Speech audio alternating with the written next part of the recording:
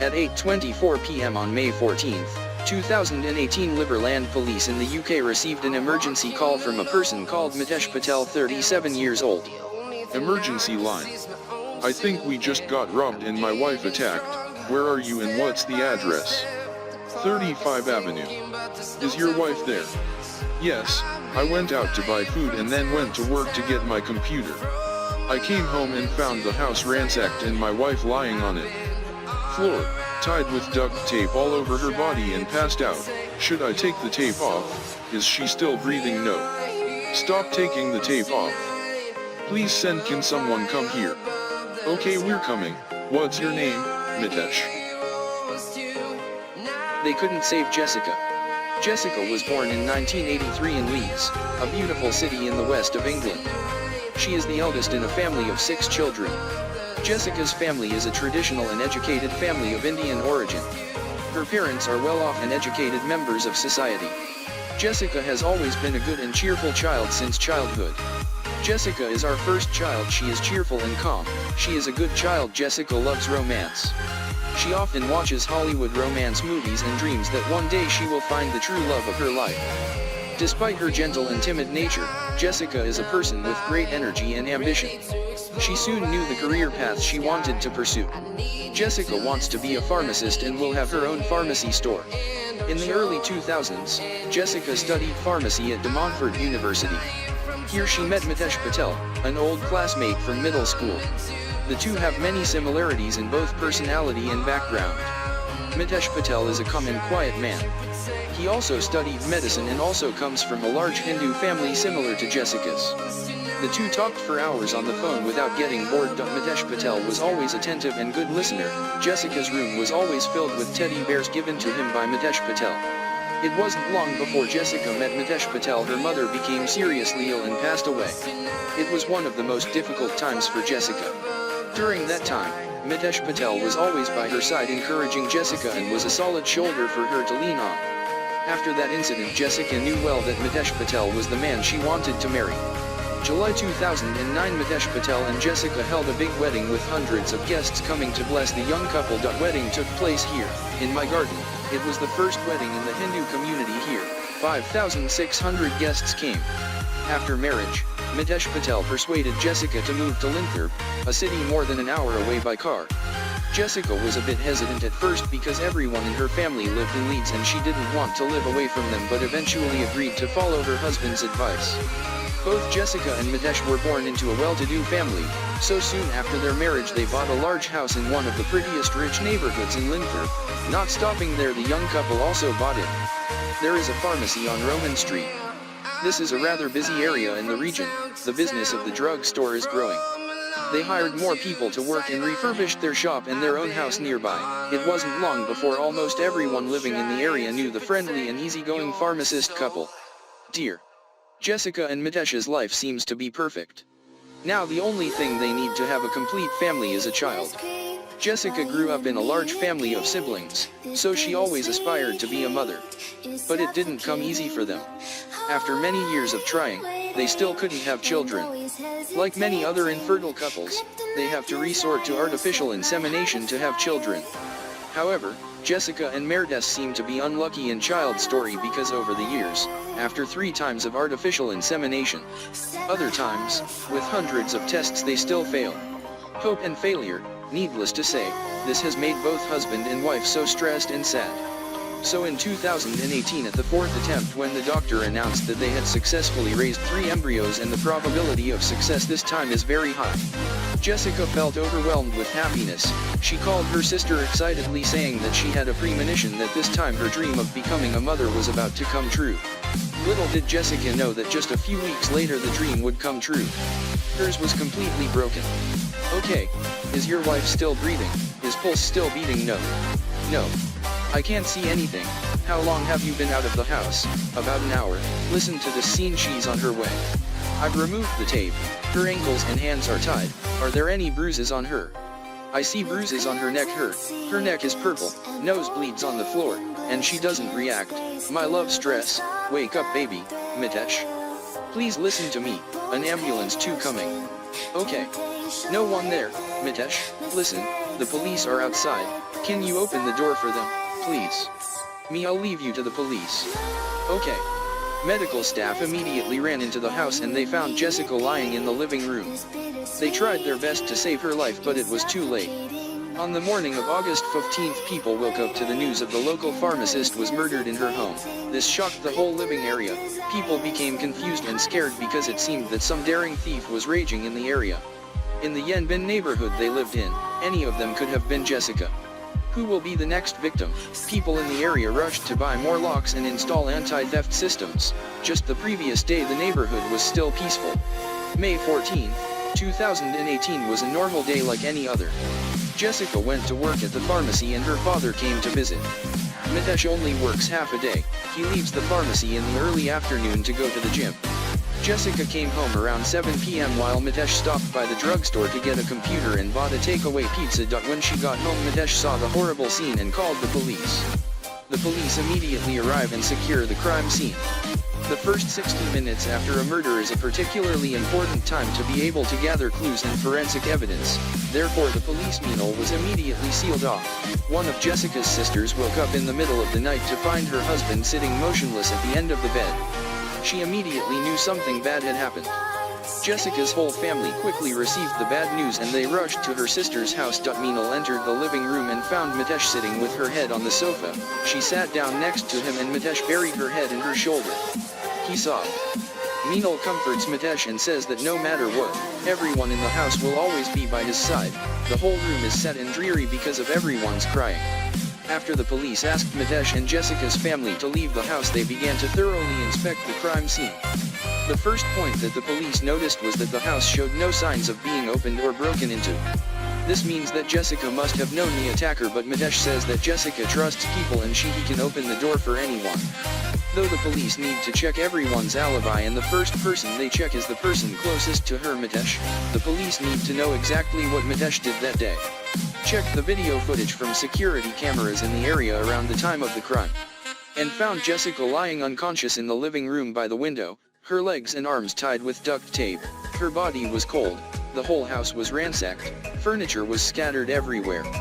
Mitesh testified that he was only out for a little over half an hour, so Jessica must have been murdered in between 7:45 and before 8:20. The autopsy results showed that Jessica's cause of death was suffocation. The bruise on Jessica's neck also showed that the attacker used a type of lanyard to strangle her. May 17, 20/2018, 3 days after Jessica was murdered, her family member received a call from the police. They caught the culprit. Yesterday afternoon, police arrested a 37-year-old man in West Yorkshire on suspicion of being involved in the murder of Jessica on Monday. The 37-year-old man is Mitesh Patel, her husband. Jessica. When Jessica's family learned the truth, they were shocked. They couldn't believe their ears. All the residents in the area were also shocked when they heard the news. How can a husband who seems to love his wife as much as Mitesh can do such a cruel thing?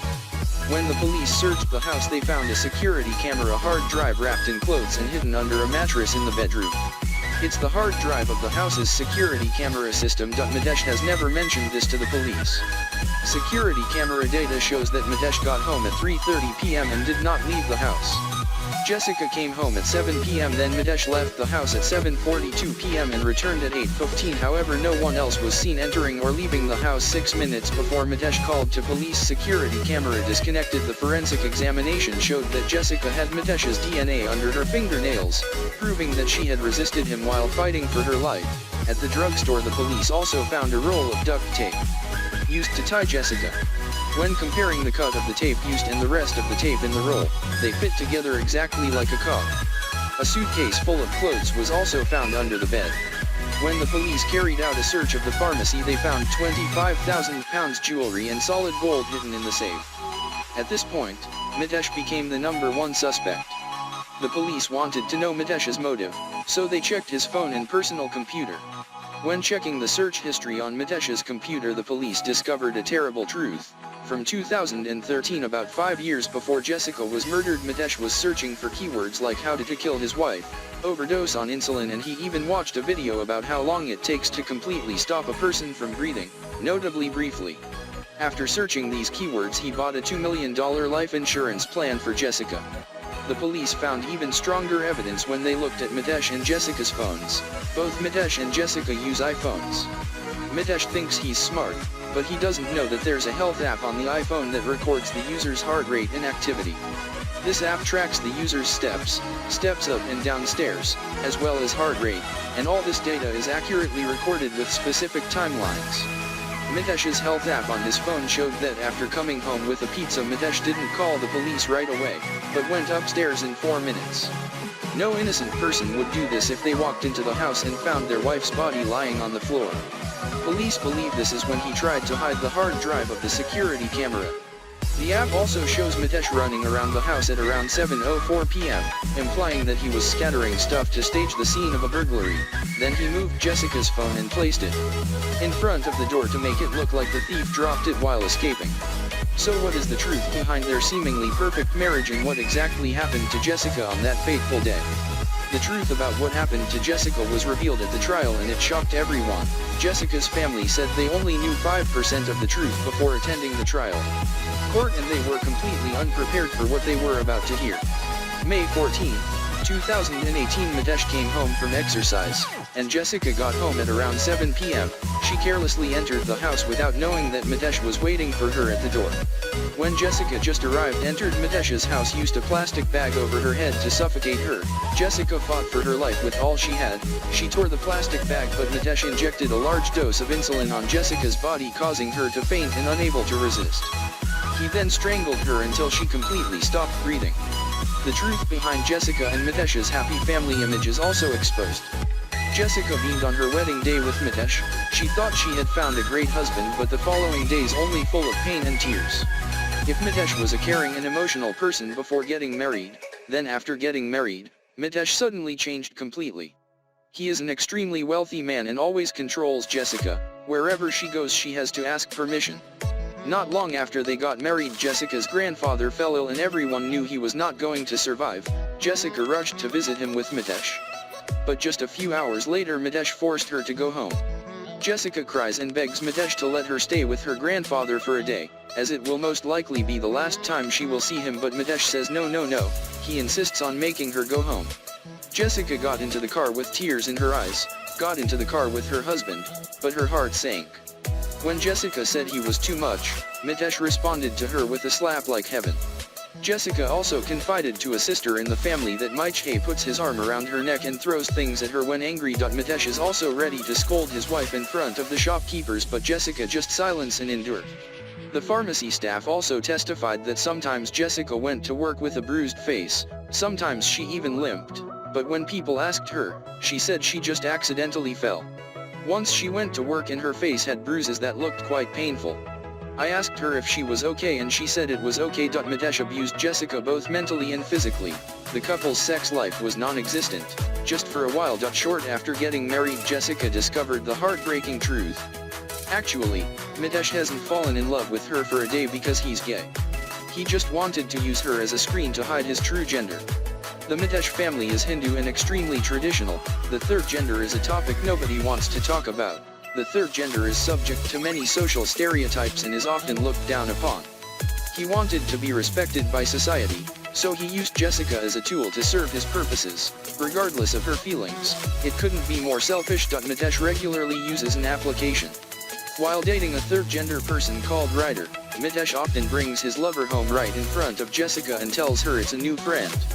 The pharmacy staff also said that sometimes they see Mitesh bring different men into the shop after the shop closes. Mitesh has countless same-sex lovers passing by, but the only one he loves is Mitesh Patel, a doctor. Mitesh and Mitesh have been together for a long time while both are married. A few years ago, Mitesh divorced his wife and moved to Australia, but the two still keep in touch and call each other every day. Jessica confided in a friend that Mitesh talked for hours on the phone and would walk out of the room when she entered. Jessica's family was also shocked when they discovered that Mitesh had never wanted to have children with her. Jessica. He secretly took pills that suppressed sperm count to reduce his ability to conceive naturally. His plot is darker and more gullible than that. Mitesh does not want to divorce Jessica, not only for fear of social prejudice but also for fear of losing the right to have 3 frozen embryos in the clinic. Mitesh wants to have a family. family with ANIT and he wanted to bring those embryos to Australia and raise the children with ANIT. The police also discovered that Mitesh was researching house prices in the Australian city where ANIT was living. In Mitesh's dark plan, after getting rid of Jessica, he will have enough money and enough freedom to start a new life, a life he really wants. Mitesh is sentenced to life in prison and can apply for amnesty after 30 years. Mitesh's face showed no emotion when he was sentenced, even though justice has been served. The pain and torment of Jessica's family will probably follow them for the rest of their lives. They lost Jessica forever. Jessica's sister says she will never be able to let go of her guilt. She always envisions Jessica's last moments when she realizes her husband is trying to take her life, but no one was there to save her after Jessica's murder case was closed.